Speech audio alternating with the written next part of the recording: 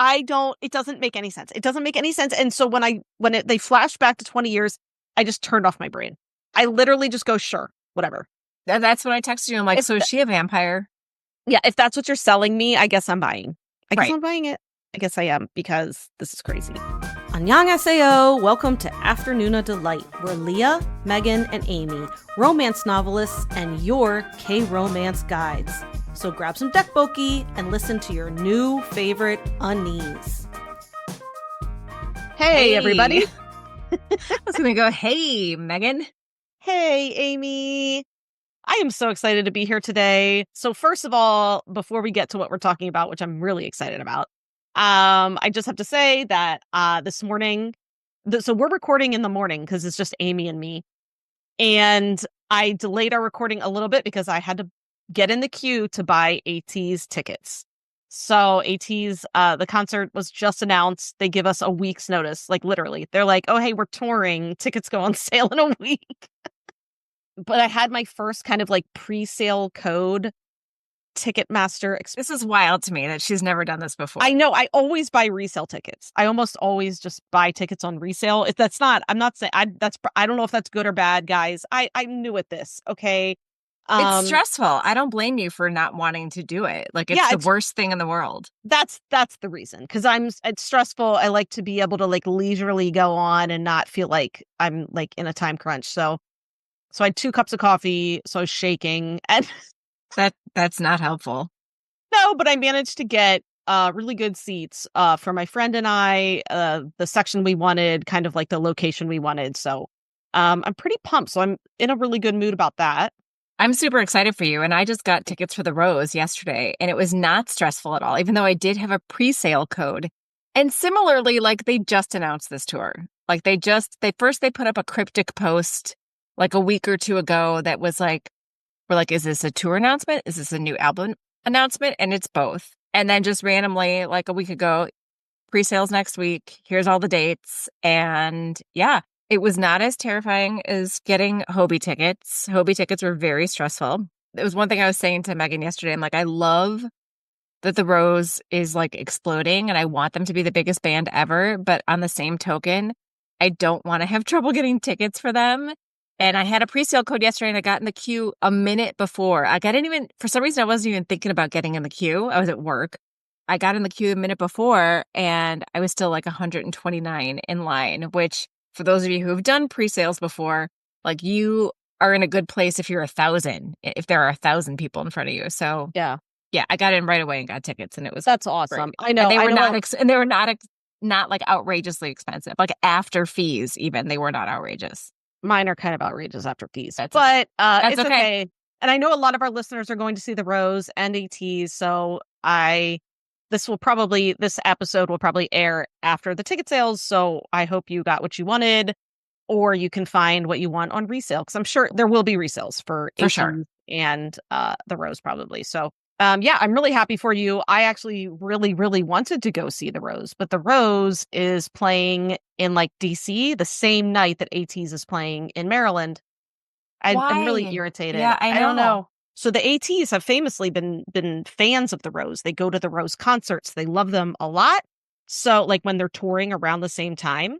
So I'm sure they're bummed too. They probably want to go see the Rose. Right? But that's beside the point. We're in a good mood because we're talking about Undercover High School today. Yes. And I was going to say, like, for a not like good segue, I was going to say, for both of us, getting tickets was not bonkers. Was actually not bonkers at all. Not bonkers. Unlike this. But you want to know what it is? Undercover High School. And not in a bad way. Like, anybody who's there, listening and is like, are they gonna trash this drama that I loved? Absolutely not. No, we love this drama. We're gonna tell you everything that was bonkers about it, but we were delighted every step of the way. Let's just say that. I understand that some of you, I think the bonkersness was too much. It wasn't too much for us, and that's fair if you feel that way, right? And we'll talk about that because. Yeah, we'll talk about that, because there are certain things that, like, I've started and it's too bonkers, and I'm like, absolutely not. Mm-hmm. But there are reasons that I hung on at this one. Mm-hmm. But same. So as always, we'll start with the non-spoiler section. and then we'll let you know when we're getting to spoilers. So right now we're just going to be talking about, the drama in general, the actors, stuff like that. And we will give you a good warning when we are going to reveal all of the cuckoo crazy for Cocoa Puff stuff that happens in this drama.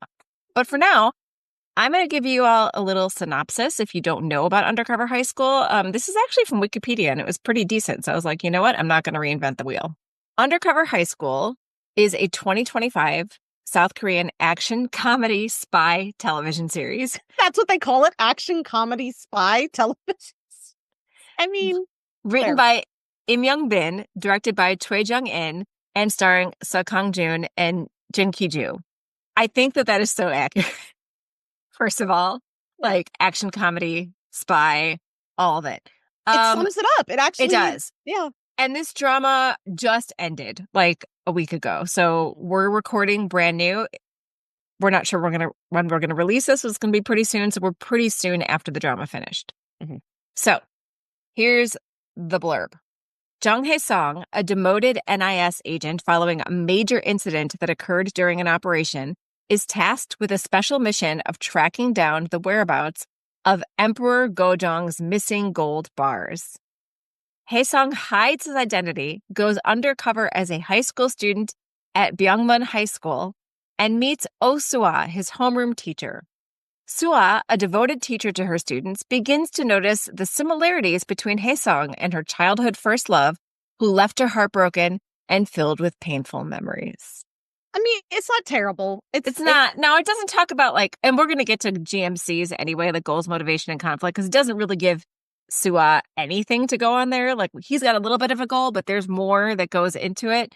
So it is deeper than it sounds, and we'll get to that. Let's start with the why. Why did you decide to watch this drama? I think it was our Patreons and our listeners. We got a lot of feedback from them that it's very funny. And I also saw Seo Kang-Joon, who I've never seen in anything. And I thought, let's give this a whirl. I think I watched one episode and I was like, this is for me. This is for me. And that was really it. I think sometimes, I don't know if listeners know like how much I do try to stay in tune with what people are watching. And if someone's like, you really got to watch this, if I think it's up my alley, I'll watch it.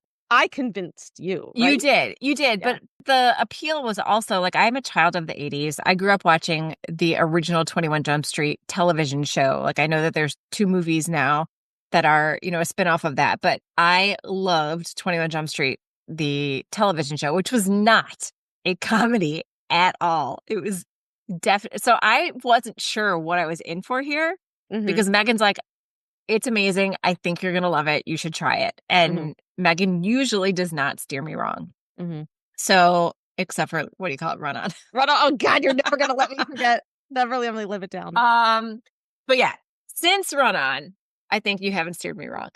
So in my mind, I was like, this is going to be like a K-drama version of 21 Jump Street, which I would say it's more a K-drama version of 21 Jump Street, the movies. Because the movie is silly. The one with movies, Channing Tatum. There's 21 and 22 Jump Street. Oh, that's it. Who is it? It's Channing Tatum and Jonah Hill. Sorry, it's morning, guys. I haven't done much braining yet today. No, I almost said Jack Black. That's not right. No, Jack Jonah Black Hill. isn't gonna be able to be a high school student. No, Channing Tatum and Jonah Hill, and it's very silly. And I mean, I actually enjoyed 21 Jump Street, the movie. I haven't seen 22 Jump Street, so I'm here for the silly. But I didn't know that's what I was going to get. I thought it was going to be the K-drama version, which means it would definitely have some comedy, but it would also have some very poignant parts too. And not that this doesn't have its poignancy, but it is, I'd say, 80% to 90% silly. Yeah. And Megan recommended it to me, and I watched episode 1. And just like Megan, I mean, we could talk about episode 1. That's not really a spoiler, what sends Jung Hae-Sung on this journey. And it is basically he botches a rescue of this Buddha statue. And the way that it gets botched is when he returns the statue. He's an NIS agent. When he returns the statue to the director at the NIS, they're slowly unwrapping it from the bubble wrap or whatever, and its arm has been shot off. And everyone's like, who fired a weapon on the scene? And Jeong Hae-Song did to get one of the baddies to stop running away. He fired his weapon into the air. And But the what bullet did ricocheted off of a million different hilariously things. off a million different things, like Happy Gilmore's golf ball. And Yes. it And hit the heart. that's when I knew what the tone of this drama was going to be. Like that's what set everything off because you don't know that. It's one of those things where it goes back and shows you what happened. Because when And you see him fire the weapon in the air, he fires the weapon in the air, and that's all you know. right. And again, this is episode 1, so this is not a spoiler. And so the most hilarious thing about the entire drama, well, no, there's many things actually. This is a top one. The fact that they're like, we need you in that school, and there's no other way to get you in. You have to be a student. Like, And we will get to that because he's not the first person to go on this mission, and the person who went before did not pose as a student. So correct. Anyway, yes. But yeah, so he's an NIS agent who botches this job, and basically to save his whole team's career, supposedly, he has to pose as a student to find where these gold bars are hiding. Right. In the school. So supposedly on school grounds. Yep. So that's the premise, okay? Okay. Since he's new to us both, what was your first impression of Seo Kang-Joon? Like he's my new. I haven't been this upset. I know you went full like Yeon Woo-suk during like Lovely Runner. As much as I loved him, I haven't gone full deep dive into a new actor in a very long time. I think my last one was probably Lee Ha-jun, where like I just saw him in something and just like went full. That's me with Soka. I want him. You know what? He's got like Lee Ha-jun vibes. Seo Kang-Joon. He kind of does, because he can be this like action star. He can be, I mean, he showed a range of emotion. I think I saw a review somewhere that said like they wanted more depth from him. I was like, he did everything in this. The man cried. The man nearly died like a million times. But nearly died a million times. He was funny. He was romantic. He was sex. Don't tell me that he didn't give you range. I will fight over that. I'm truly obsessed with him. So I think this is like his comeback after his military enlistment. And great. I hope his agent has him signed up, booked and busy for like everything coming up. But yeah, he's a new favorite for me. We know he's not new to the drama world. Like, yes, we know that. I know we just haven't watched him before, but now I have like a list of things that I want to watch him in. Yeah, some that I've actually had on my watch list and just hadn't watched yet. And now I'm like, well, now that I know he's in it, now that I know that it's him. So yeah, I had a very similar reaction. I didn't deep dive him as hard as you did, but you sent me stuff, which is great. Like even like his boobies. Yep. Yep. She sent me a reel of him and like her on Instagram, and all it said was his boobies. Yeah, because he is jacked. Yeah, he is a beautiful man. Like I said, you know what it is? Like he just has that quality where like I will take zero argument over whether or not this man is attractive. Zero. Like it is unequivocally, I cannot speak today. I better be the one to edit this because I'm a fucking mess. He is like undeniably objectively beautiful. It is fact.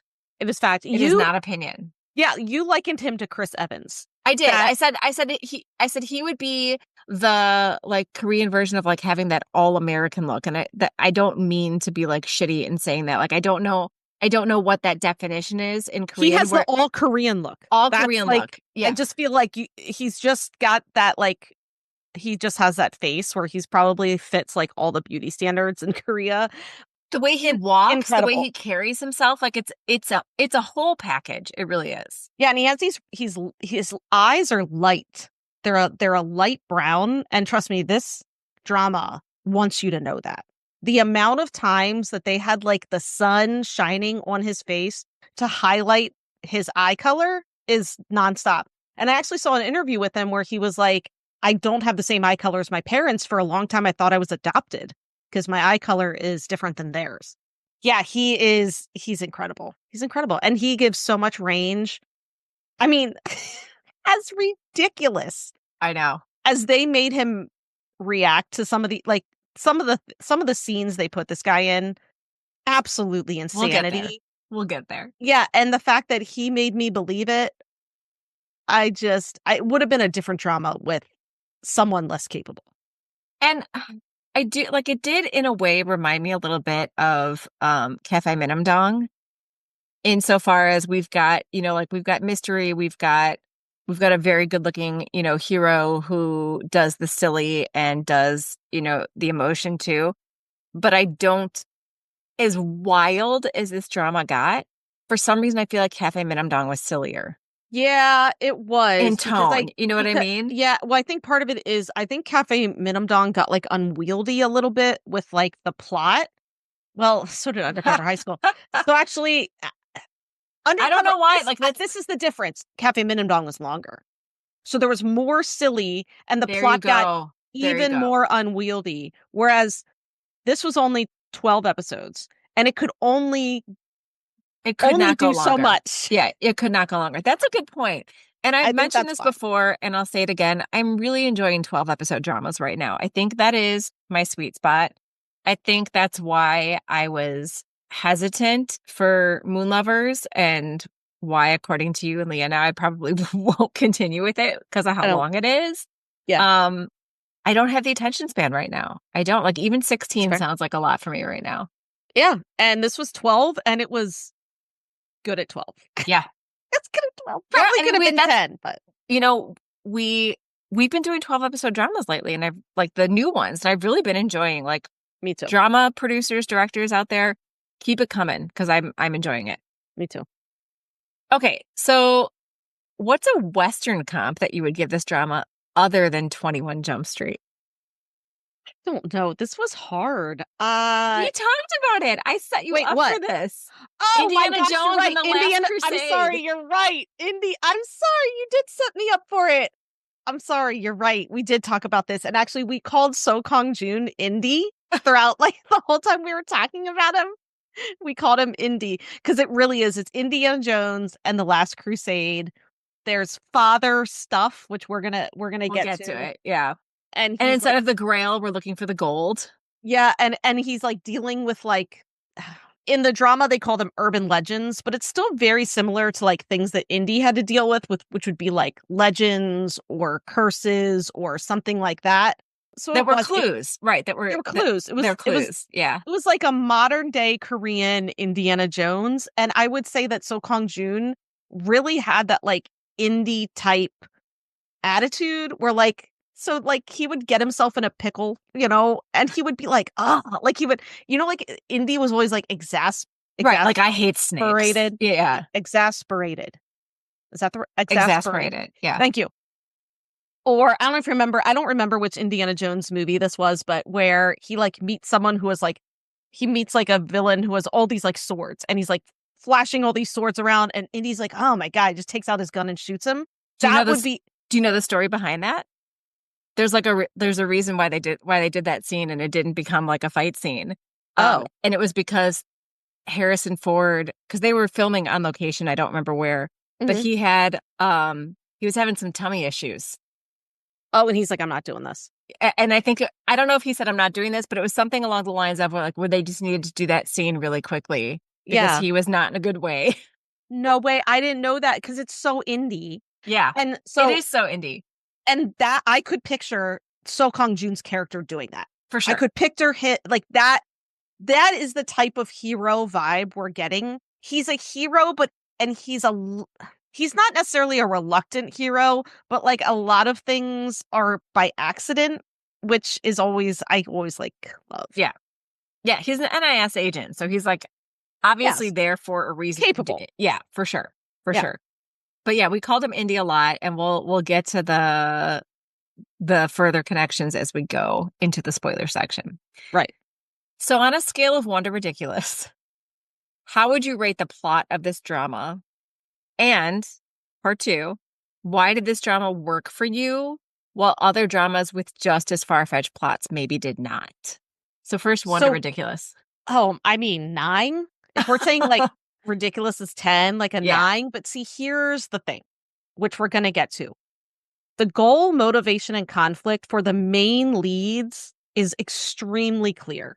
You know what they want, what they're trying to do the entire time, and they're both fighting essentially for good.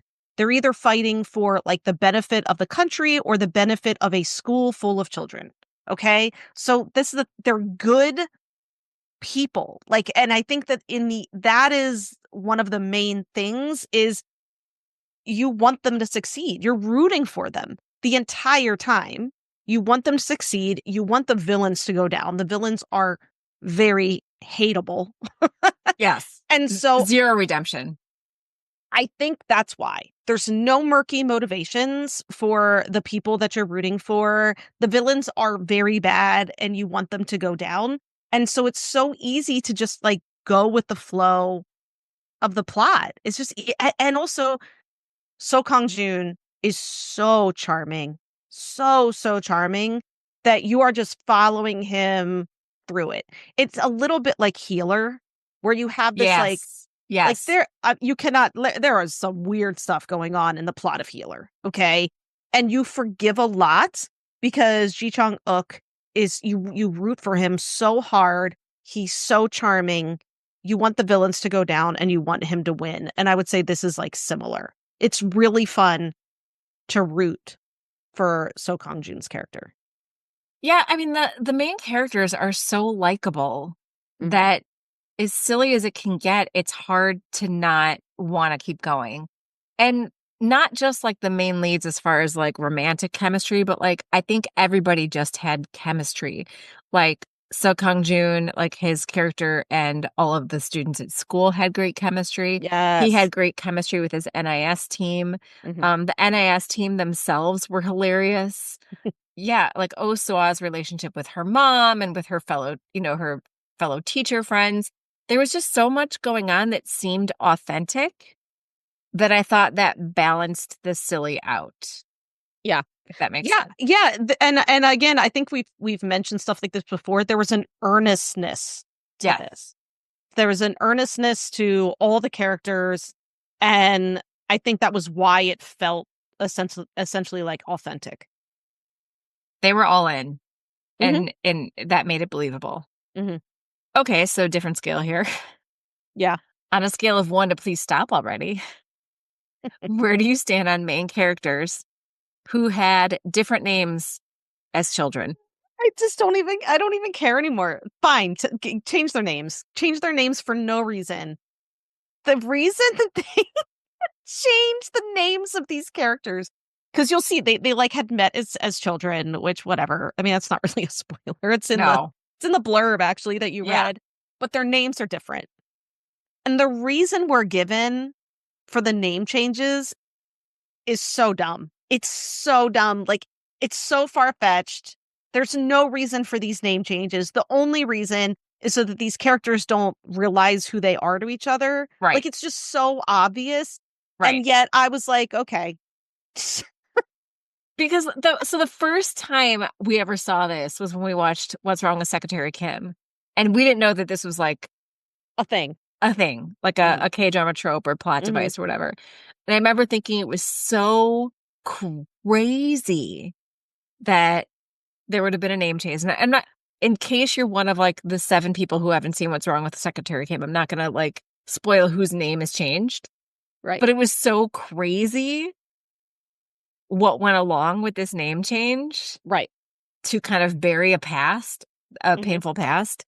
This was neither of those reasons. No. We'll get to it. Neither of them changed their names to bury a painful past. It's ridiculous. It's ridiculous. And if they had given me a Look, serious drama. we could talk about why they changed their names. It's not a Yes, we spoiler for can. the story. We can do it. So Well, yeah. she changes her name because she hates it. Yeah, She just just hates doesn't her name. Her but name then is Bong Su. Yeah, her mom names her restaurant after like Sua's like second like the one she chose, which is Sua.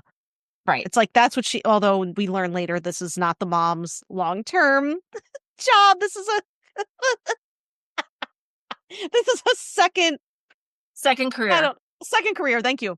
Yeah. And then Hae-Song changes it. I don't even know why. I To mean, become I an know NIS agent, they tell him that he has to have like a code name, oh like that's for it. when They he's tell out him of he has to job. So it's a little bit more believable that like when he's on a job, he has to use a different name. I But mean, sure. they're all calling him Hae-Song all the time. His name is Hae-Song. Everyone calls him Hae-Song. Like his like cousin type little sister. Everyone, I mean, Everybody calls him Hae-Song and not his yeah, childhood don't give name, me which that. I don't even remember now. And I'm looking on Asian Wiki and it doesn't even list it. No, because it's not a thing. They just threw it in there. Oh, it's so ludicrous, and I love it. Even the kid who plays him as a child, it just says Jeong Hae-Song child. It doesn't give his childhood name. Yeah, like if you had given me a serious drama and then tried to sell me this name change, I think I would have been more caring about it. But it was like Yeah, I don't care. just it's just one of the many things they did. You know, I say props to them for even giving a reason for it, Yeah, for true. Hae-Songs, and trying to make it logical, whereas hers was just like, I hate being called Bongsu, so call me Sua. Hers like I just don't like it. Yeah. It's amazing. Anyway. Okay. So let's talk about like the deeper like goals, motivation, and conflict for our characters. Megan, why don't you do Jong Hae-Song's and I'll do Sua's?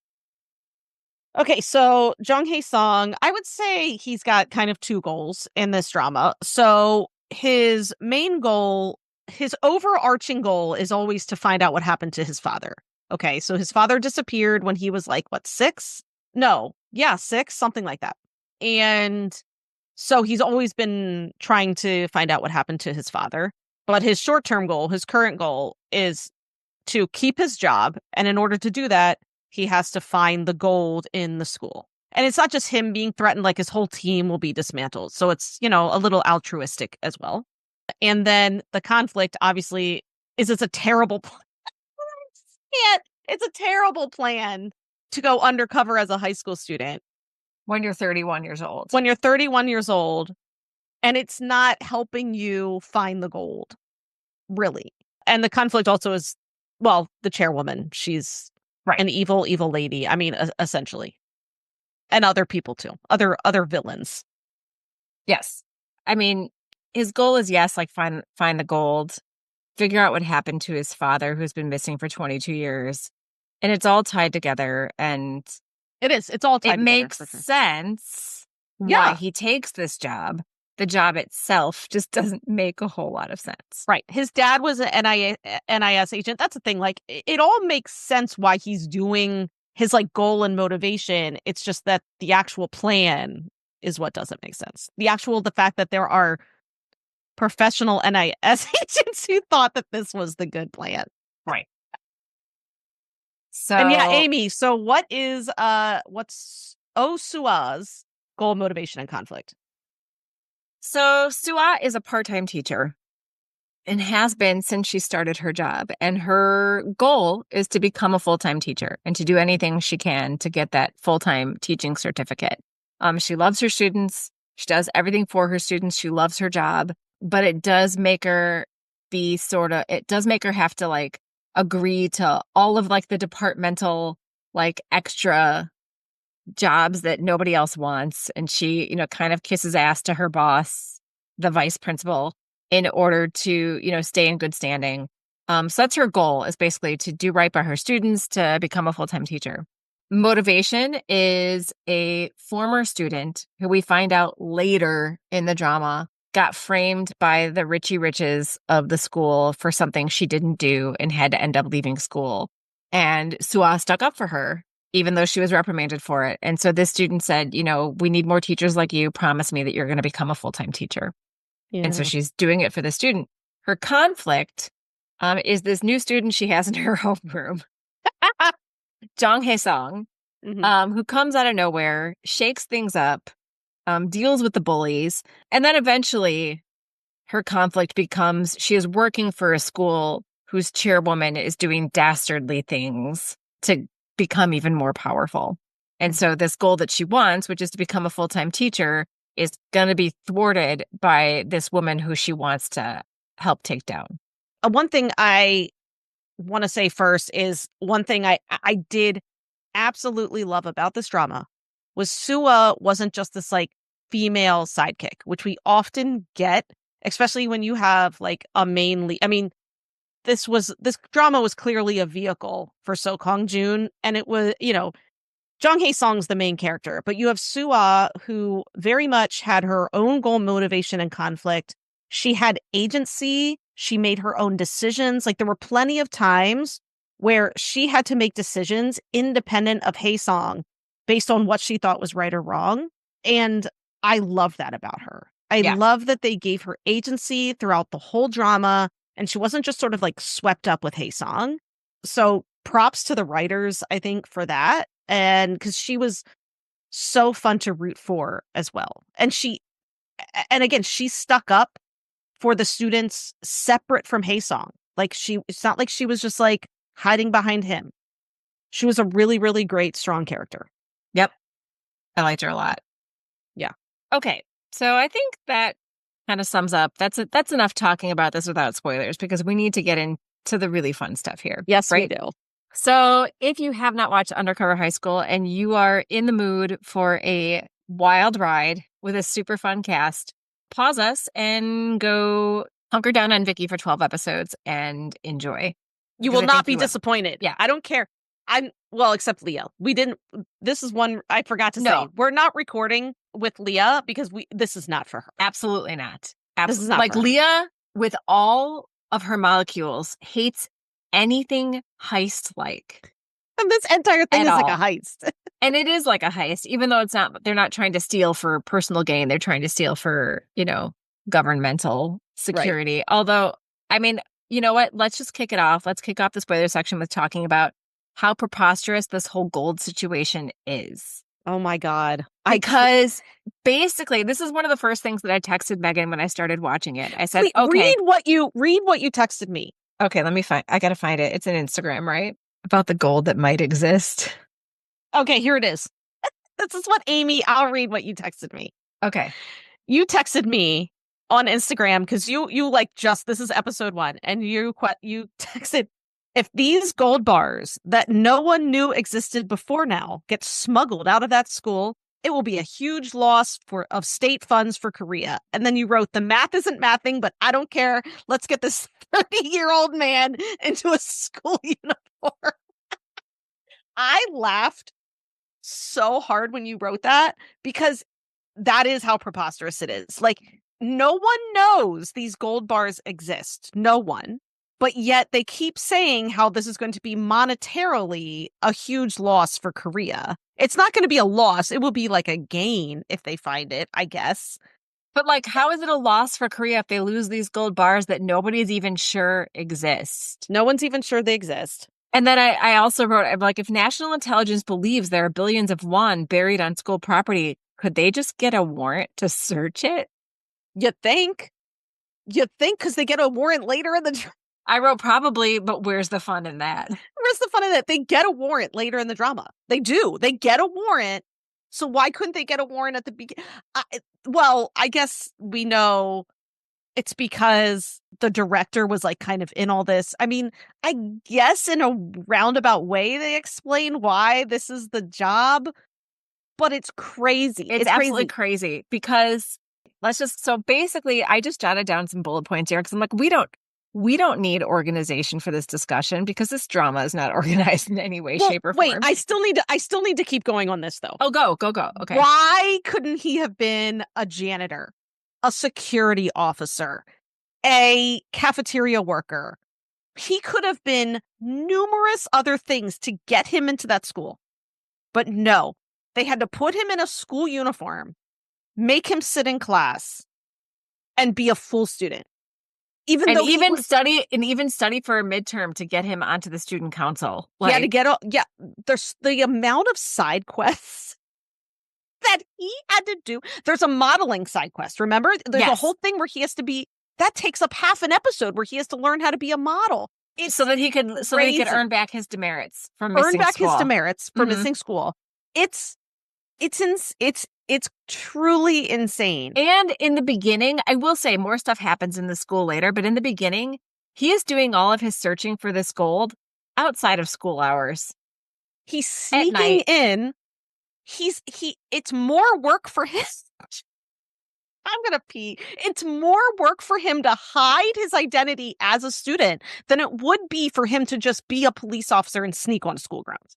Right. The fact that he needs to hide his identity so no one recognizes him as a student is more work. It's absolutely insane. It's absolutely insane. I mean, sure, he like hears rumors from students, but his little sister, or essentially, not really his little sister, but he kind of grew up with her.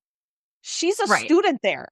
So If he really, his team leader on his NIS team basically was a friend of his father's and took him in when his father disappeared 22 years ago. In the beginning, it was confusing because he was calling him uncle and they were eating dinner together. But he raised him, so yeah, he raised him. What's interesting though is he raised him, but he still had his own family and like an apartment. And then Jong Hae-Song just lived in his house where he lived with his dad. Like, who had that house this whole time? I don't know. Okay, it doesn't make sense. No, But just this is the problem. The actual foundational plan of making him a student makes no sense. none. And so, But he I don't looks even know. so good in the uniform.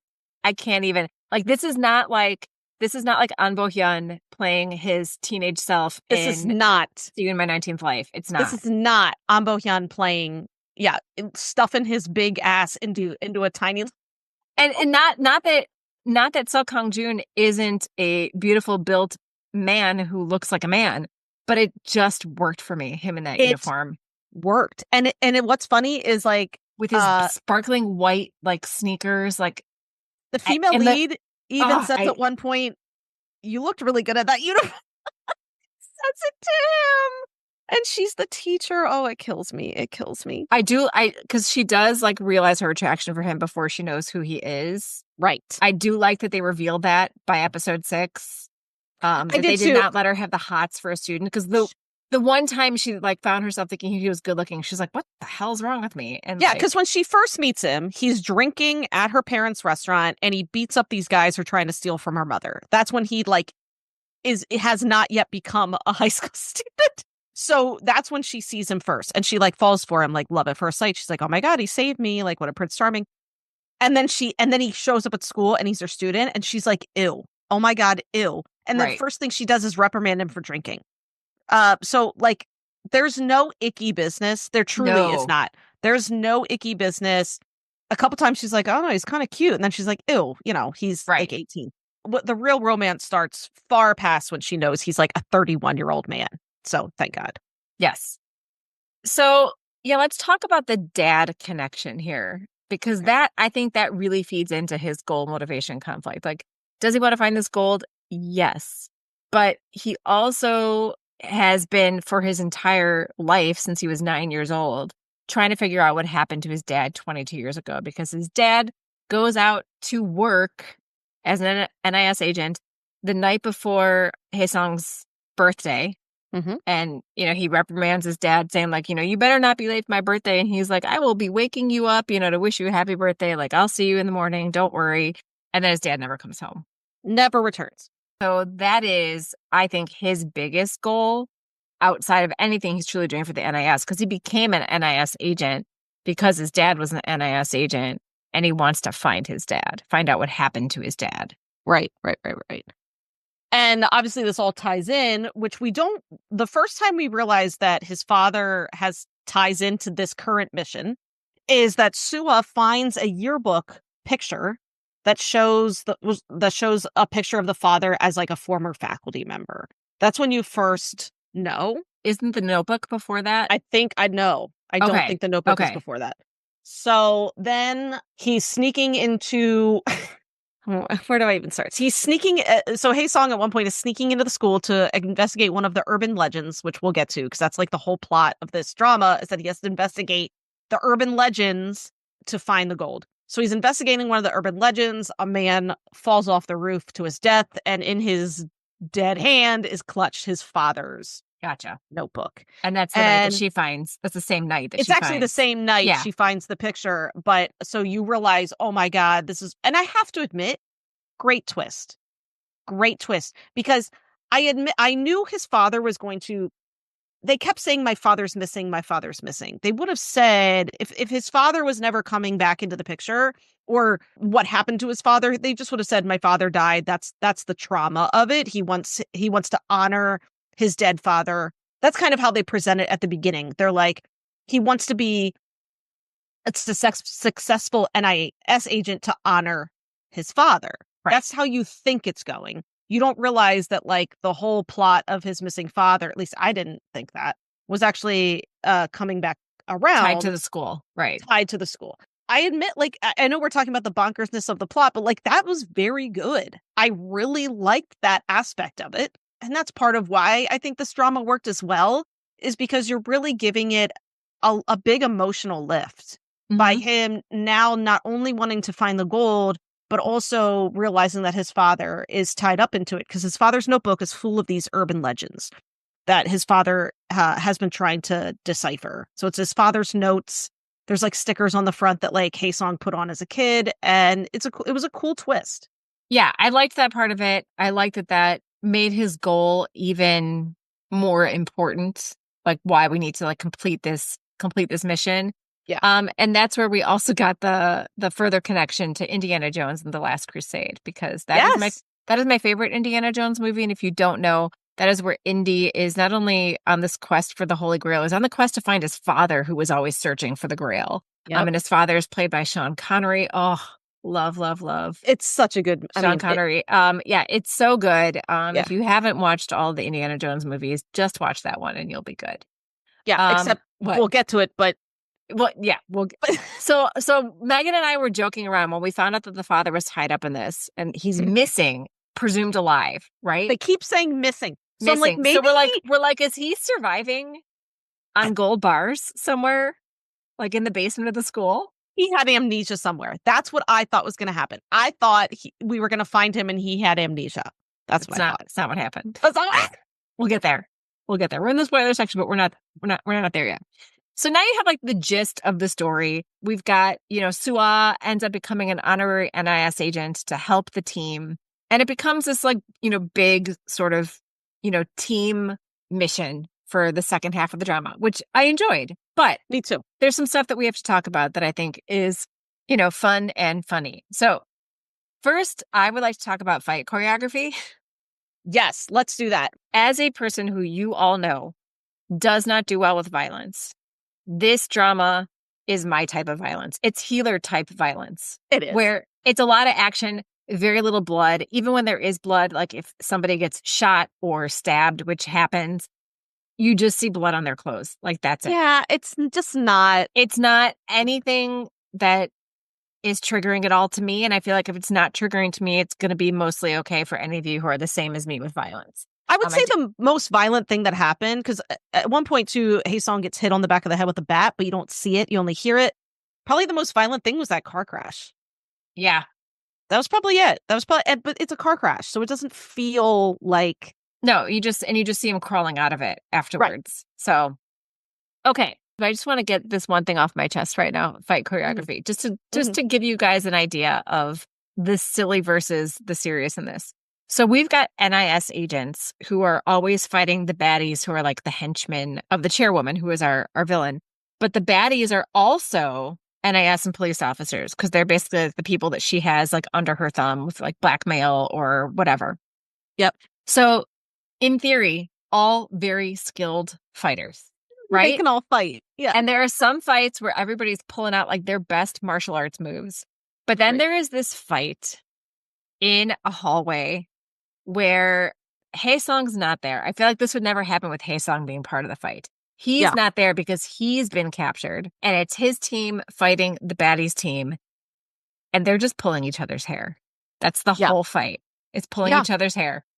That's it. And at one point, like, the team leader has a fistful of hair from like another NIS agent, and I'm just like, what is happening? Like, what is happening? And there's some fight choreography that's really cool, mostly by Hae-Song. Like, there's where that's why I said if Hae-Song was there, this would not have happened. Yeah, where he has like some props and he's like a cool fighter. And so I remember, we'll talk about episode 10, but episode 10, I remember I had to wait for episode 11 and 12, and I was pissed. So I had finished episode 10. That's where like a big emotional thing happens. And the scenes that they were like teasing for the next episodes looked really heavy. And I remember thinking, I don't really want super heavy for this drama. That's not what I wanted. Like, I'm really enjoying the caperness of it. I shouldn't have worried.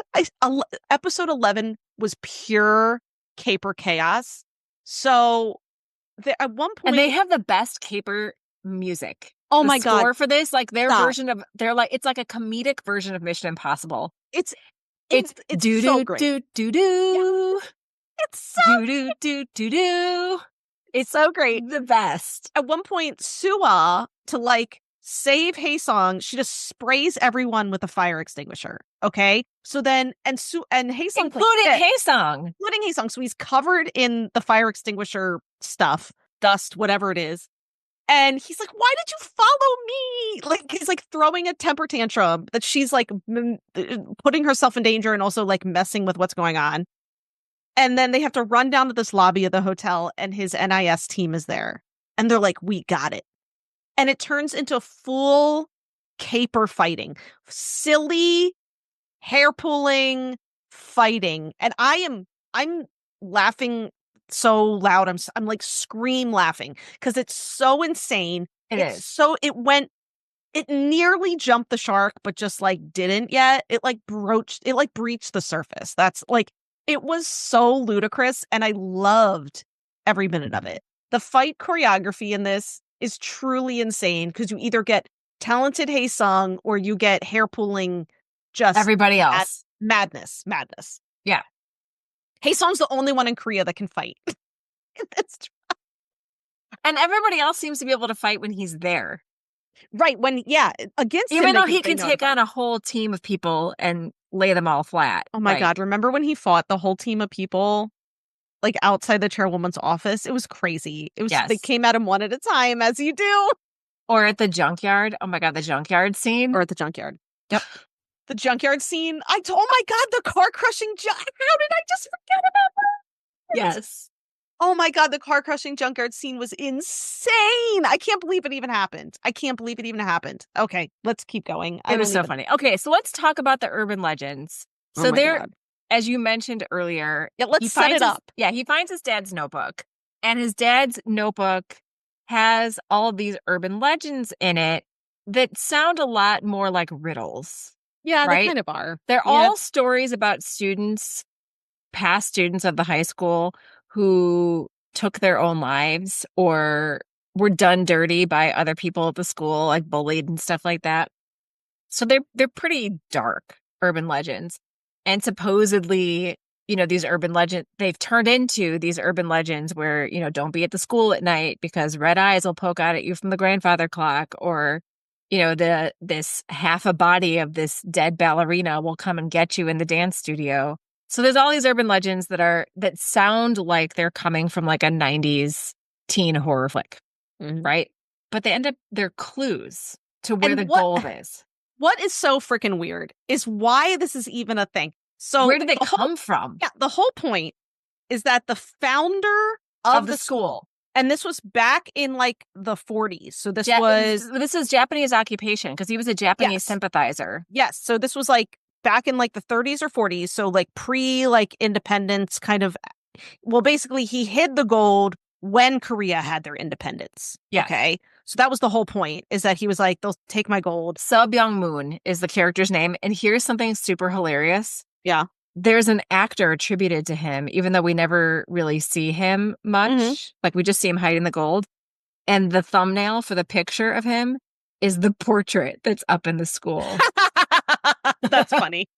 So supposedly, this is what doesn't make, like, supposedly, so he's the one who like started he embezzled the gold and then hid it because he couldn't take it with him, and hid it. And that was my question. I was like, so this guy embezzles all this money and then hides it for nobody else to find, because why would he want anybody else to find it? Right. But then also makes up all these clues about where the gold is. Why? Like, why?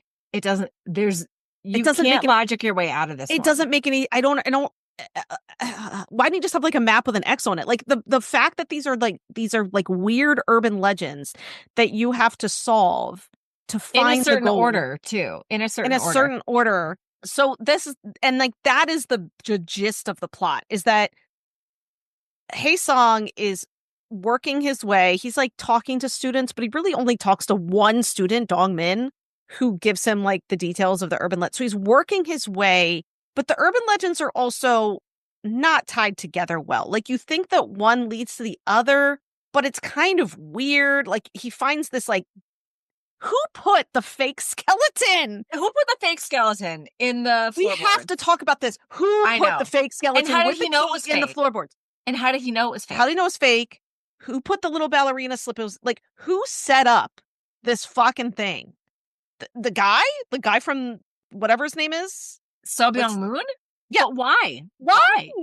That's my whole thing is the guy who stole the gold and hid the gold would not want anybody else to find the gold. So Right. why are there clues to the gold? I do not know. And this is the thing, for him to do all this shit, to him, he has to do, this is just a vehicle for Seo Kang-Joon, okay? Because there's so many side quests he has to do. So one of the things is he's got to access this clock. So he thinks he found the clock.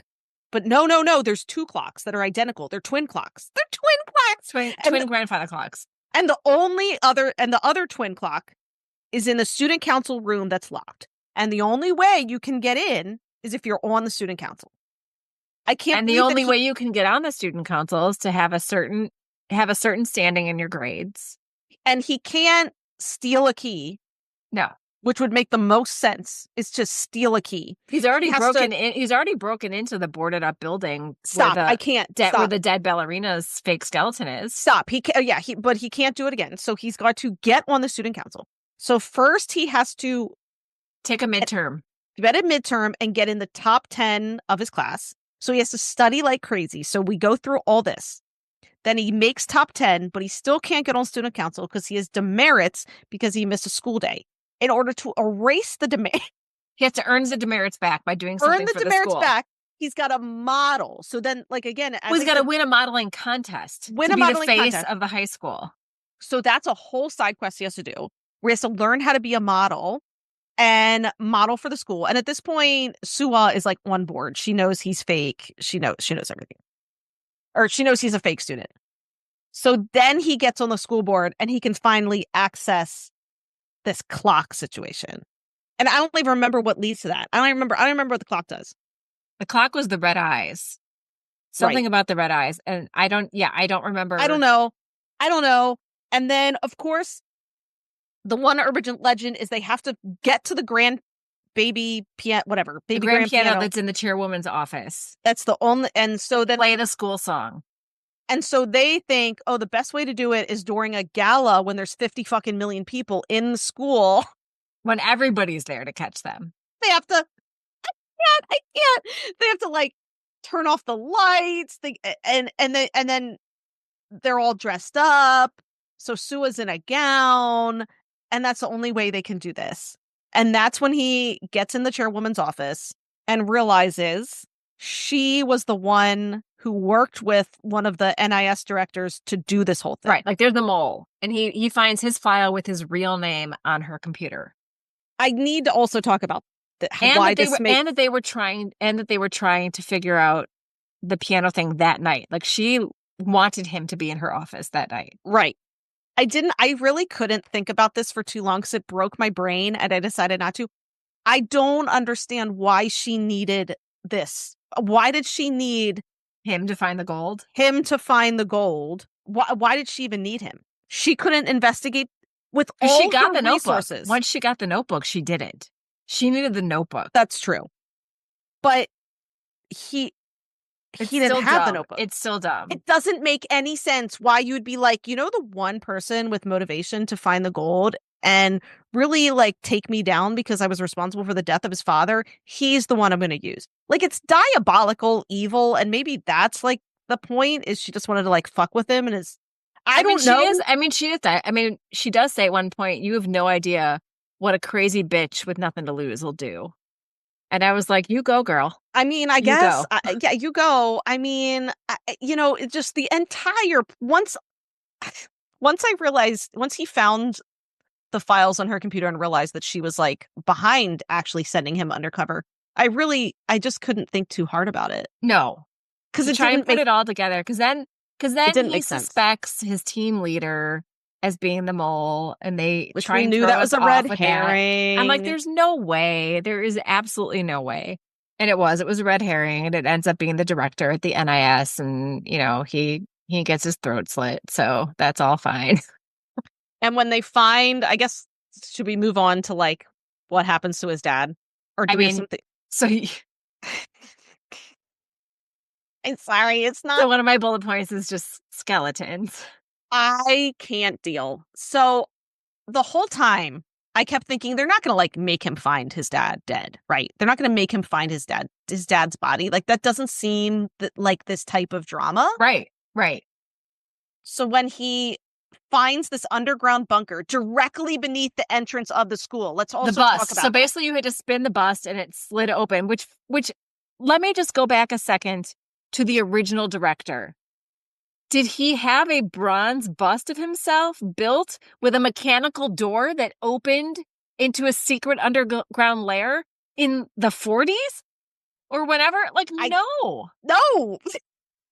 And write urban legends to lead people to the gold? No.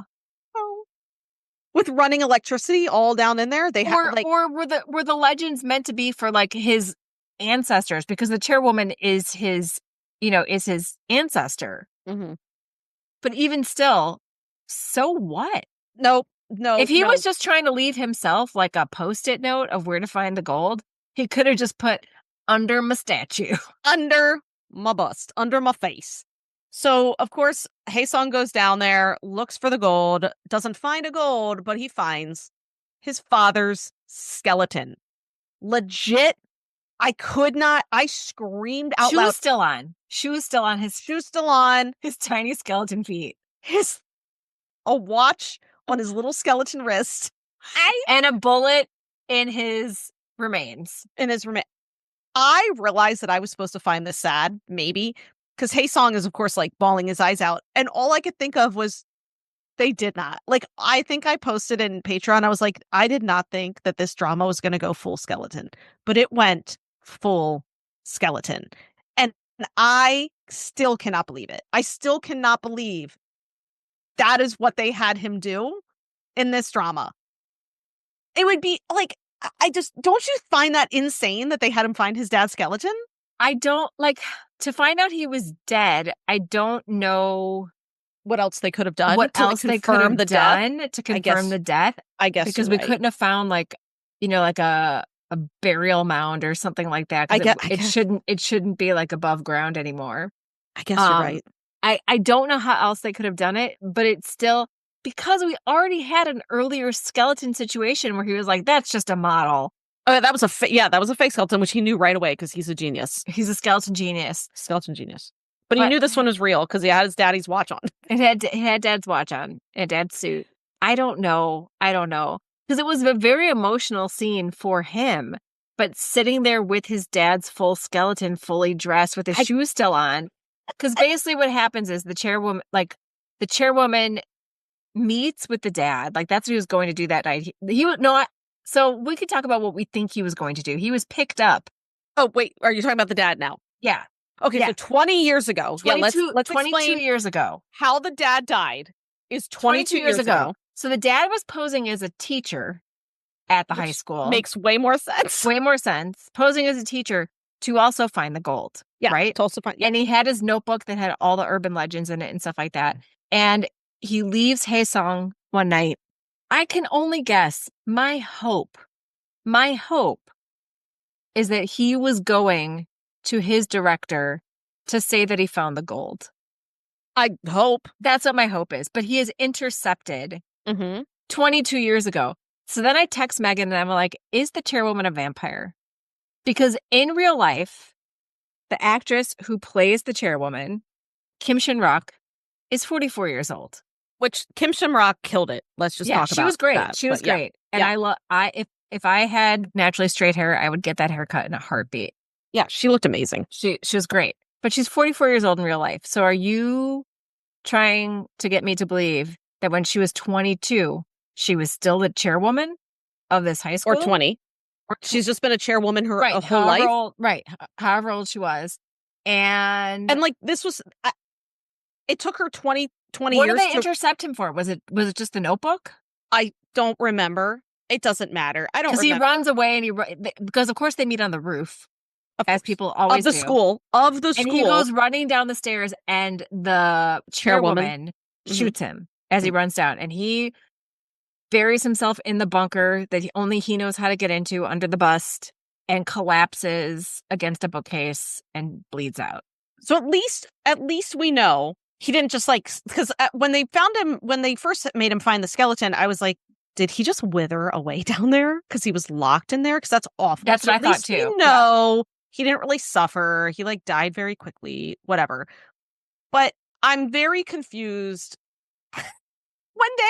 When they flashed back to 22 years ago or whatever, and she's on the roof, and you can tell that they tried to make her and the principal look younger. All they did was take away her bangs.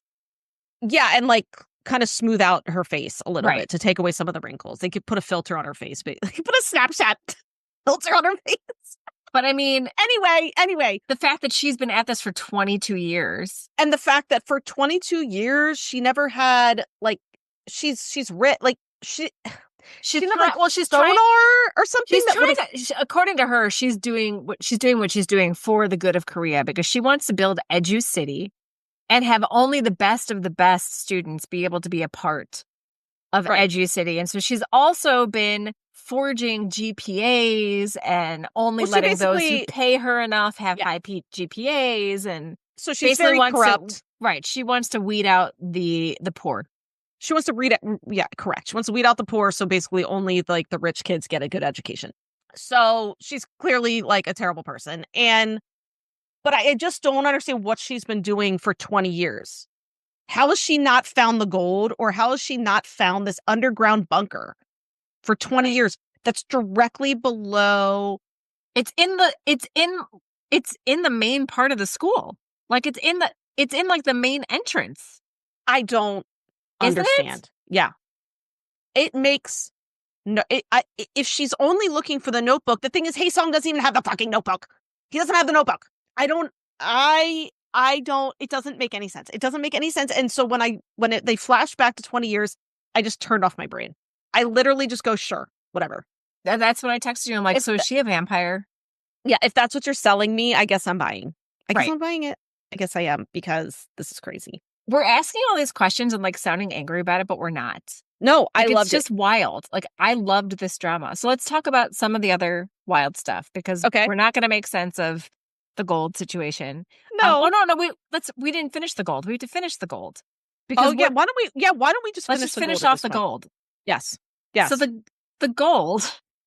Well, first you messaged me when he goes down to this bunker, finds no gold.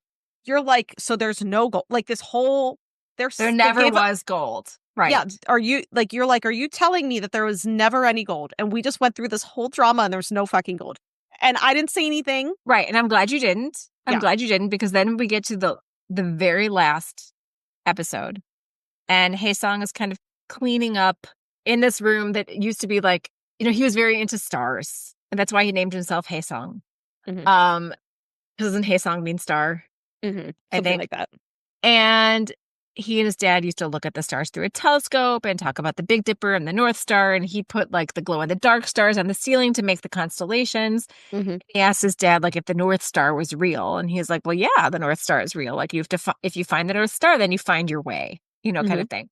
And he's remembering all this as he's kind of cleaning up this attic space, where he used to hang with his dad. And he's following the stars. And he's like, you know what? I never did find that North Star. You know what? I'm going to look for it now. Funny that. I think just today I'm going to decide to look for it. And you know where I found it? I found it on the floorboard.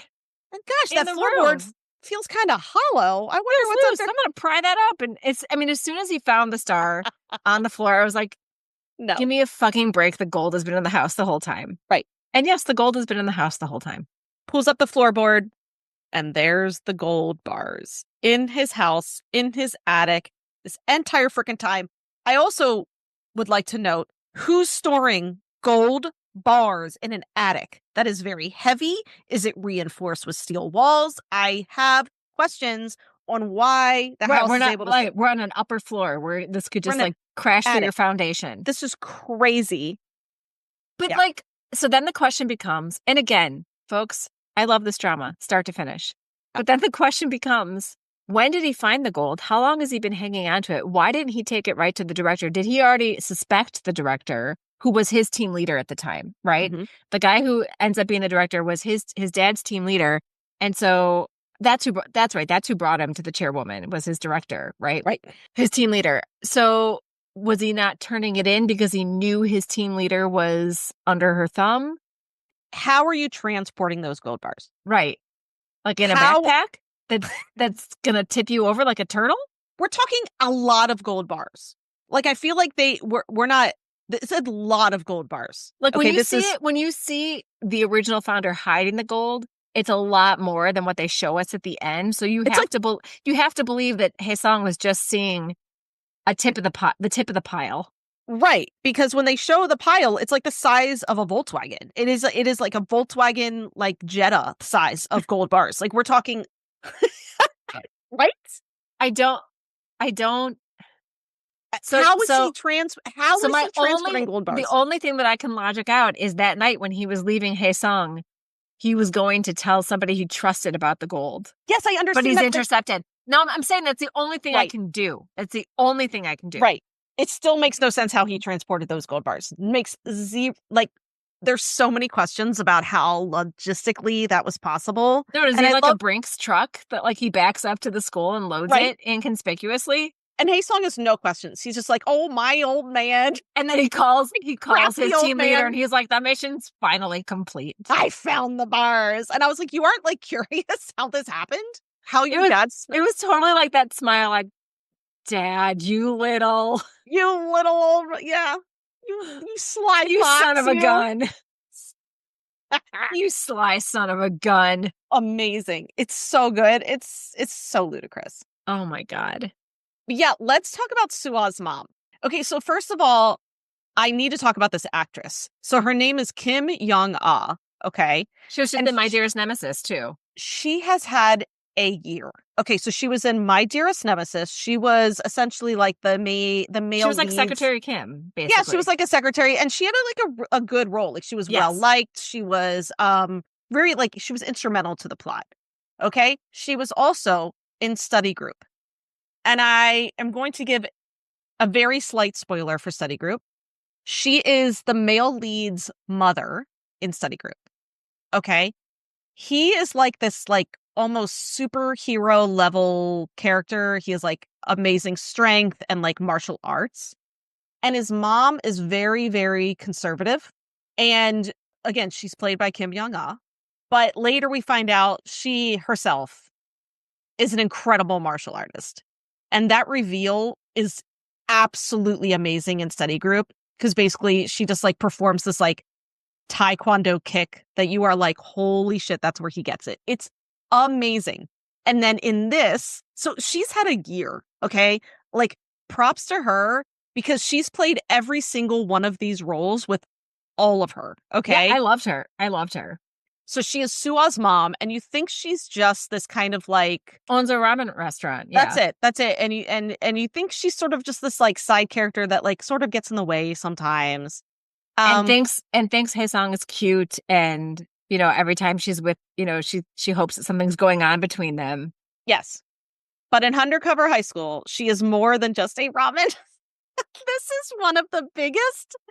So Where I put that she's like my favorite literary device to say. She's a deus ex machina. yes. Like, we find out what she is only because she's needed for the plot. So for the plot, they basically need some heavies. Okay, they need some like thugs, a group of them to like help beat up people. Okay, so They're they going to bust into the school because they're basically like, the chairwoman's keeping them out of the school because, she's made it known that, like, I don't need you anymore, Hae-Song, because I have, I have all the urban legends, blah, blah, blah. I don't need you. And so he's like, why are we even going to try and sneak in? Let's just bust our way in and find this gold. But they need some bodies. Okay, Yes. and Sua's mom's like, oh, I got you.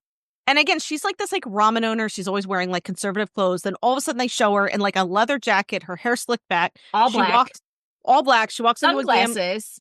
yeah, she walks into a gambling den and she's like, "Let's go, boys." She's like the former owner of this She's the former gang leader. Yeah. former gang leader of a gambling den out of fucking Nowhere. nowhere. When that reveal happened, I hollered out loud. This is the type of bonkers that I love because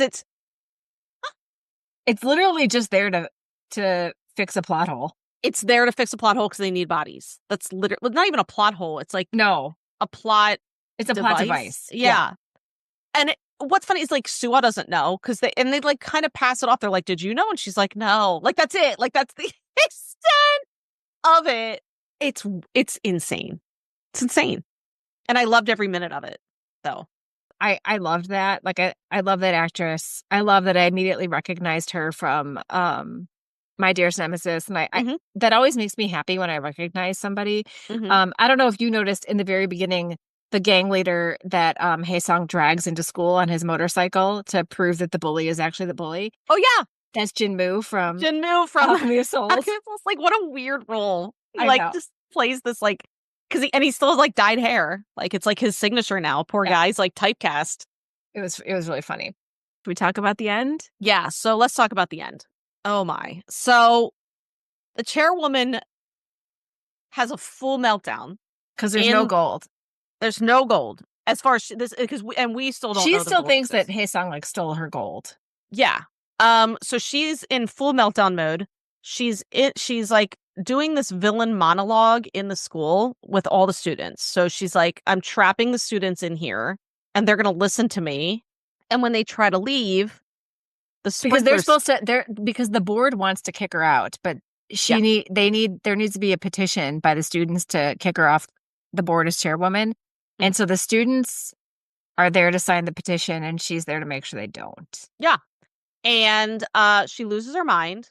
The sprinklers come on because she has a little lighter, right? She has a lighter. Turns the sprinklers on. How does the lighter turn the sprinklers on? I don't know. Doesn't it though? Isn't that like how they That's turn when it turns on. I don't know. Yeah. I don't know. Yeah. And the students are like, "Oh, this isn't water. This is gasoline. This is gasoline that she put in the sprinkler system, which is not as bad as acid, like in Little Women. Because don't forget, hydrochloric acid was in Little Women out of the sprinkler system. This is gasoline. And then she threatens to burn them alive, which is absolutely... They're soaked and standing in a huge puddle of gasoline, and she's just got an open flame that she's ready to drop. Peak villain. But her daughter's not there. The principal had taken her daughter, who's a high school student there. We didn't even talk about Yena. I mean, that's honestly, we can only talk about so much. I know. But Yena, like, she does like she has a soul. And so she knows her mother's like losing it. Somebody texts her about what's going on. Right. And she makes the principal turn around and take her back, which I think is hilarious that the principal's like, okay, even though he knows what's happening there. Crazy. So she comes in and she's like, Oma, don't do this, Oma. But then Oma... Hae-Song bursts in then with a gun. Hae-Song bursts in it. And Suwa does, like, Suwa's the one who, like, saves something. Isn't it, like, does the chairwoman have a gun or something? Because Suwa does something. She gets Hae-Song's gun. So Hae-Song comes in with a gun. Hae-Song comes in with a gun and she's holding the lighter and she's like, we're all gonna go up. And he's like, I will put my weapon down. Not only does he put his weapon down, but he kicks it over to her. Why does he kick it to her? Why does he kick it to her? Hae-Song, you're NIS agent. Why are you kicking it to her? Right. So then she picks it up and she's going to simultaneously burn all the kids alive and shoot herself in the head. Oh, shoot herself. That's it. So then Suwa's like, no, don't do it. And like grabs the gun. The lighter falls and Hae-Song does this catches it. Diving slow-mo catch and everyone claps because they love Hae-Song. It's crazy. The gasoline in the when did she decide to do this? When? Right. Like the entire thing is wild. When did she have time to do this? And so to top this all off, like she's there doing all this. Hae-Song has been captured by the police, by the NIS, by the bad NIS. I forgot about that. Oh my God. And he's in a van with them and beats two of them up while wearing handcuffs. Then the driver swerves to not hit oncoming traffic, and they topple off of basically a mountain-sized hill, rolls, and he finally gets out. One of the passed out cops, he gets the handcuff keys and frees himself and is stumbling around. Finds a phone. Finds a payphone and Payphone. gets Sua to pick him up. He's like, I need your help. I love how he's like, Sua. Like dying. Help and then me. she brings him home because he can't go to the hospital because he's just escaped like prison. No, they go to a motel.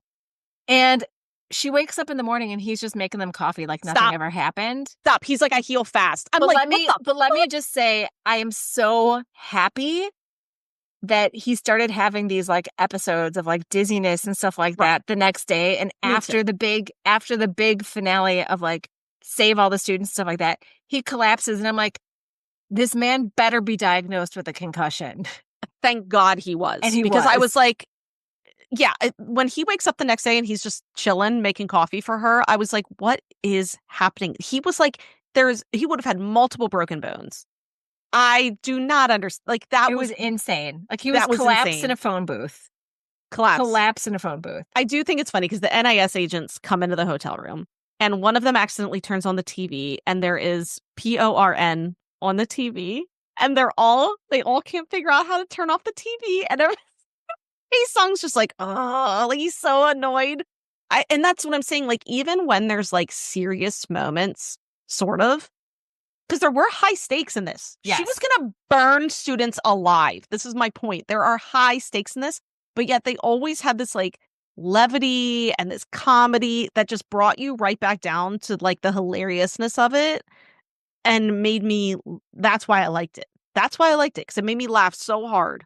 It did, but like when it did try and pull out like the emotional bits, I thought it was successful. Like the very end. Yeah, let's talk about that because I agree. I loved it. So he leaves school much earlier on. Like he tells the students that he is a 31-year-old man, but he doesn't tell them that he's an NIS agent. Like he's about to. But yeah. Suha like is like, no, don't do it because they're still in the middle of the mission. And he basically says that he never finished high school and he wanted to come back and try. And so he came back as a 31-year-old man student. But then at the very end, after the kids have been traumatized by the chairwoman and almost burned alive, he comes into the class the next day or whatever to say goodbye to them, to officially be like, here's who I really am. I want you all to know how special my time was with you. And you were my friends and I'm going to miss you. Because we also learned in the beginning, like Hae-Song himself, when he was in high school, was bullied because he didn't have parents, because apparently orphans just get bullied. And so he had like his bully like redemption arc too, because he got rid of the bully at the high school who was bullying Dongmin, and then Dongmin turned into the best diva in the world. Love Dongmin. I love Dongmin. Dongmin was so great. The Dongmin at the modeling, like, love him. Oh my God. So much. So good. But anyway, so he's saying goodbye to all the students and they're not even looking up from their phones. Yeah, they're like ignoring him and he's like, okay, I guess I'll see you later. Yep. And he leaves and Sua like runs out after him. She's like, they're probably just all still in shock. This is a lot for them to handle. And he's like, no, it's okay. It's better this way. Like, I don't want to, I don't want it to be sad and have this attachment or whatever. And then a paper airplane flies down from one of the windows and lands in front of him, and he opens it up and it says, thank you for being my friend. It was from Dongmin, wasn't it, the first one? So. And then he turns around and looks up and they're all like, Hae-Song, Hae-Song, and like so many paper airplanes like flying out the window. Yeah, it's just like raining down on him and they're all calling his name. It was so sweet. I teared up. I did tear up because it was like, they were like, thank you, because their school was broken. Their school was very broken. Like in study group, they just wanted to study and do well. They didn't want adults messing with them. And so they were grateful to him. And that did make me tear up. And the thing I like too is they also gave Sua that same moment, because the chairwoman basically was like, look, I'll take away, or I'll withdraw all these like terrible policies that are hurting the students if you quit. I want you to quit. And even though that was completely against Sua's goal of being a full-time teacher, she's like, I'll quit because it's the best for the students, which just goes to show you she's such a great character. You can't help but root for her because she is selfless. So she quits, but a student overhears and tells people, starts like spreading the rumor that Sua quit like for them basically. And when they all find out Sua quit, that's kind of what like really kicks off the The getting chairwoman's rid of the monologue. chairwoman. Yeah. Yeah, it's because they're all like, Sua, we love her. You know, we love Teacher O. Teacher O cared about us. Teacher O fought for us. And when Teacher O kind of comes, you know, Sua comes back into like the large room there, they're like in a library or something. They're all like crowd around her, like protecting her. Like, we love you, Teacher O. We want you back. So I really like that too, because I wanted that for Sua, the Yeah. character, because she was so great. She cared so much about the students and again had her own agency and also fought for them, risked things just like Hae-Song. I mean, she also put herself out there, risked ridicule, risked getting fired, all of that stuff for the students and for like the greater good of the mission. And I do like that, like everybody's goal, like the main characters, their goals end up being realized, right? Like Hae-Song does find out what happened to his father. Sua does get to become a full-time teacher. It's not immediate. It's like they jump ahead 5 years, and I like that we get to see like where everybody is in 5 years. I'm sad that we didn't get to really talk about Yena and Yu Jeong. Yu Jeong, who is played by Park Se-hyun, who is Hae-Song's not real sister, but, you know, it's his team leader's daughter, and that, you know, he's grown up, you know, knowing her since she was a baby. Because she was one of the most logical characters in the very beginning when he showed up. She's like, Yeah, I she didn't was know like, you were going to be here as a yeah, student. she's like, why can't you be a teacher? The smart, probably the smartest character in the drama, to be honest. And she was a student, but her and Yana have this like friendship. It's a weird, well, it's a power imbalance It at looks like first. she's Yena's like little lapdog, Yeah. but really like Yu Jung like understands Yena, Hmm. and And that it's like she kind of, needs somebody to accept her like the way that she is, and they end up having like a really beautiful friendship in the end. yeah. And as when they, like, in my mind, they are actually together romantically. Because when they flash forward through 5 years, like Yana like answers the phone, it says like, my love, Yu Yeah, Jong. I was like, I think they're together. sure, I think absolutely. they are. I think they love each other. I think they're together romantically. That is my interpretation of that. And Yu Jung And is an NIS agent, and Yena is a I love painter. that. I love it because she's just this like sweet, no stress, painting her little pictures and good for her. And then Hae-Song and Sua get engaged. And I know that there are some people who wanted more of a romance from this. I get it. I was okay. I'm okay that we had what we had. I'm okay we had what we had. I really am It because mirrored them as kids because they got engaged, you know, quote unquote, got engaged when they were kids with a ring, like a ring pop. yeah, And then yeah. she's like, you know, when we're grown-ups, you can give me a real ring. And then he does. Yeah, I was okay with that. I never went into this expecting, I mean, again, this is where expectations come in. If I would have been sold this drama as a romantic drama, I would have been disappointed. But I never felt like I was being sold a romantic No, it never felt comedy. like it was focusing on the romance to me. Never did. It always felt like the romance was second fiddle, and that's okay because that's what I expected. And I'm okay with that because I loved what I got. It was so fun. I mean, It this was. truly It was I bonkers and ridiculous, but I loved every minute of it. and I would absolutely watch scenes again. Like I would like go back and watch scenes from this drama because it was that fun. So Kang-Joon is that watchable. He Like really is. if he's not in more things, and like I hope he cashes in on this quickly and gets casted in more things because he's just a delight to watch, like a true delight. It's my new obsession. It's my new, and I know I'm not the only one. No, I absolutely loved him. Yeah, I mean, I'm just so one of the things that I had on my watch list that it's been on my Vicky watch list since I got Vicky like 4 years ago is Are You Human? Yeah, I really want to watch Which Are we You talked Human? about in our Patreon live last week. But basically Seo Kang-Joon plays himself and like I think a robot of himself. Yeah, I think so. So, you know, along the lines of I am not a robot, but much more sci-fi because we really have a robot going on here. Yeah, and Lee Jun-hyuk is in it too. And that was one thing that I didn't know until we had our Patreon live. So we've got Seo Kang-Joon and Hmm. Lee Jun-hyuk from Love Scout, and I'm here for it. Yeah, I think I got to watch this one. A lot of people did. A lot of people said, "Oh, Megan, you loved I Am Not a Robot," so I think you would like Yeah. this one too. It's a That's a good way 2020 to sell me. drama. So it's a little older. It's 2020, or sorry, it's a 2018 drama. Mm. But here's the thing. It's 36 episodes. I'm guessing 30. I'm guessing Stop. 36 half-hour episodes. Okay, but Jesus, I know. why are you doing Um, this to me? I think I'll probably still but do it. Seo Kang-Joon I know he's great. and Lee Jun-hyuk. So yeah, he's from Love Scout. Did you just say that? Is Yeah, that Lee Jun-hyuk yeah. is Eun-ho from Love Scout, who is my new husband. See, that's what I'm saying. Like, I love finding the new New to actors me, that just right? Like get new to me. us. Like we Yeah, know they're yeah, not new. We know they're correct. not new on the scene. They're new to us. I mean, I think that about sums it up for Undercover High School. Anything else that you feel like? No, I think we got it. I mean, like just we didn't really get to talk about the ensemble cast that much, but his team was really great.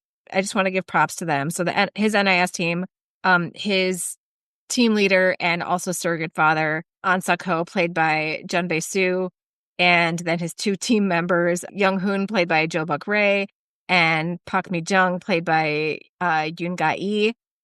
They were so funny. It had Their the running home. joke. I have to talk about the running. Well, Oh, and go we ahead. can end on the running joke that I love, that I've loved since Reply 1988, which is having somebody clearly older than the age that they're playing. And the joke is that like everybody thinks they're older, but they're really. So Go Young Hoon always calls Hae-Song Sunbae, Yeah. right? And then after the botched like Buddha thing in the beginning, they're talking about like who should be the student at the high school. And Go Young Hoon is like, well, I could do it. And Hae-Song's like, aren't you like 40? And he's like, why do you think I always call you Sunday? Like, he's like, Uh-huh. I'm 26. Right. And the actor is really 38 in real life. And it's just, I don't know why it's such an old gag, but I love it every time it happens because he It clearly does not look remotely 26. And this is no, no shade to him or whatever. He's in his 30s and that's no. fine. It's just a fact. It's an age thing, and I also love that the team. I mean, we didn't get Subway in this drama. We got Quiznos. So the at one point the I team. I mean, I'm forgot not about gonna. Quiznos. How do we Yeah, not talk about I'm Quiznos? not gonna get into like why it doesn't matter. But either way, they essentially are quiz. They set up their home base in Quiznos, and they actually work there. The team, they The work there. NIS team to stay undercover like works a real Quiznos Works a real Quiznos. They show like a close up of the toasted sandwiches. They're all the time. always eating Quiznos. They're getting Quiznos takeout. The amount of Quiznos in this drama is crazy, and I just I'll never get over the charm of product placements like this. I thought it So was funny. hysterical, and The fact honestly, they the just set subs up look shop good, in a Quiznos. Yeah, and the subs look good. I mean, they honestly, did. it made me want Every Quiznos. time they took a bite, I was like, you know what? I believe your reaction. Yeah. So we absolutely love this drama. It was so fun. It was a great time. I'm glad that I could sell it to Amy and that my instincts were correct. That she 100%. would love it. 100%. So as much as we are, throwing up our hands and like saying why for all these plot holes, it does not take away from the enjoyment. We just had to talk about it because it's fun to talk about Yeah. how ridiculous it is. But every step of this is the thing too about this drama, like that we didn't know what was going to happen because it didn't like seem to follow any logical sense. So I guess that's why it was so fun too. I never knew it was going to go. Just like And I twist didn't go even with it. try to figure it out. No, me either. I I didn't. stopped. I stopped trying. I never in a million years could have imagined gasoline in the sprinkler system, even after having seen hydrochloric acid in the sprinkler system in Little Women. Here's what I got to say. When you have a female villain, she is diabolical till the bitter end. No, she's the worst. The female villains are you just never you never know what they're gonna They do. will go down with the sinking ship, but they will make sure it's a painful sink. Very. Oh my god. And actually no, hold on. The one thing I want to mention before we go. The scene of the chairwoman in the prison. So Yena comes and her daughter comes and visits her. And the thing is, Yena says, I still love you. Like what I thought was happened was Yena was going to come in and be like, I can't believe you did this. You almost burned my friends alive. I can't believe you did this. Like, I'm so mad at you. I hate you. It was more devastating because at this point, the chairwoman has lost everything. She tried to burn children alive. And her daughter comes in and says, I still love you.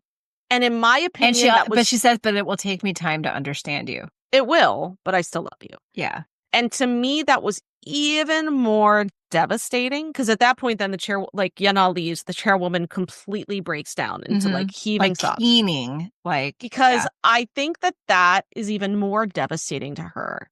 Because I think it's the realization that, oh my God, like I had that all along. I had a beautiful, smart daughter who loves me no matter what.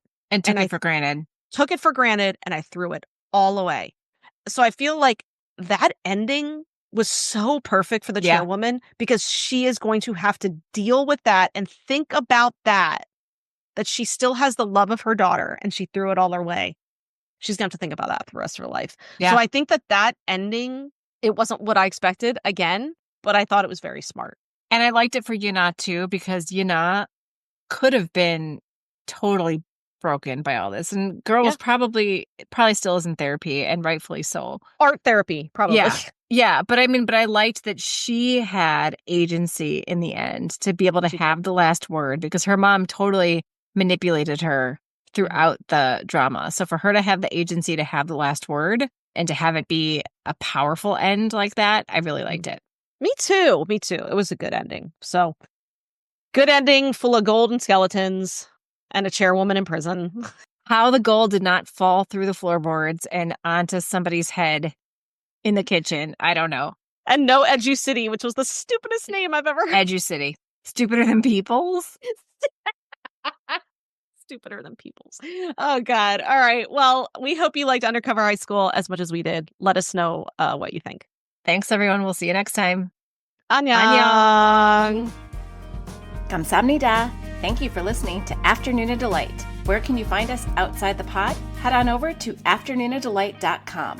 That's AFTERNOONADELIGHT.com. You'll find links to all our social media, our book recs, K-pop and K-skincare recs, and if you want even more Afternoona Delight, because really who doesn't, you can join our Patreon, where you can choose the patron level that's right for you.